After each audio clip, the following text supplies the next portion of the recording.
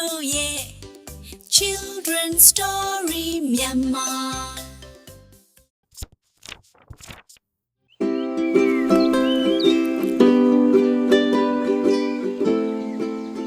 တခါက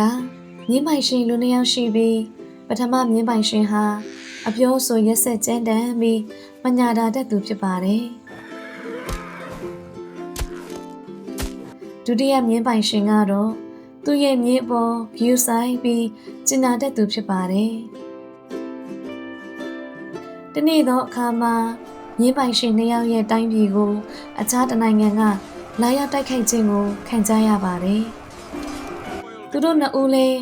ဘရင်အမေရာအခြားသောယောက်ျားများနဲ့အတူစစ်တိုက်ဖို့ရာထွက်ကြရပါတော့တယ်သူတို့ကိုစီပိုင်နဲ့မြင်းများကိုစီးနှင်းလျက်စစ်မြေပြင်ကိုထွက်ခဲ့ကြတယ်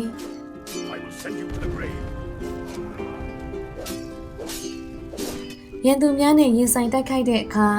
ရန်သူများဘက်ကအားသာသဖြင့်မြင်းပိုင်ရှင်နှစ်ဦးလုံးပင်အရေးနှိတ်ကထိခိုက်ဒဏ်ရာများရကြပြီးစစ်ပွဲအလဲမှာမြင်းမော်ကနေကိုစီကုံကပြုတ်ကျခဲ့ကြပါတော့တယ်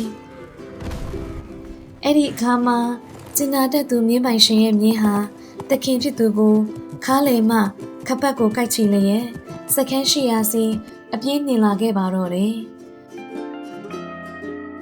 ရက်ဆက်ကြမ်းတဲ့သူရဲ့မြင်းကတော့မိမိပိုင်ရှင်ဖြစ်သူမှာမိမိကိုရိုက်နှက်ကန်ကြောက်တော့မည်ဟုအထင်ဖြင့်ပိုင်ရှင်ကိုအကန့်မခံပဲထွက်ပြေးပါတော့တယ်နောက်ဆုံးမှာတော့ရန်သူလက်ချက်ဖြင့်ရက်ဆက်သူမြင်းပိုင်ရှင်မှာအသက်သေဆုံးသွားရပါတော့တယ်ကဲဒီပုံမြင်လေးထဲမှာတော့လူမပြောနဲ့တရိတ်ဆန်နာမှရက်ဆက်တက်တဲ့သူနဲ့ကျင်နာတက်တဲ့သူပေါ်တုံ့ပြန်ပုံချင်းမတူဘူးဆိုတာကိုပြသသွားတာဖြစ်ပါတယ်အကျဉ်းသားတရားထားရင်ကိုယ့်ရဲ့အကျဉ်းသားတရားကိုတရိတ်ဆန်နာမှနားလေတယ်ဆိုတဲ့သဘောကိုဒီပုံမြင်လေးကနေတဆင့်ကလေးတို့သိရှိနားလည်သွားလိမ့်မယ်လို့မျှော်လင့်ပါတယ်ကွယ်ပုံမြင်လေးကတော့ဒါပါပဲကွယ်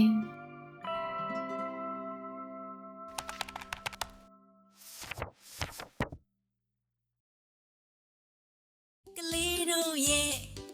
Children Story မြန်မာ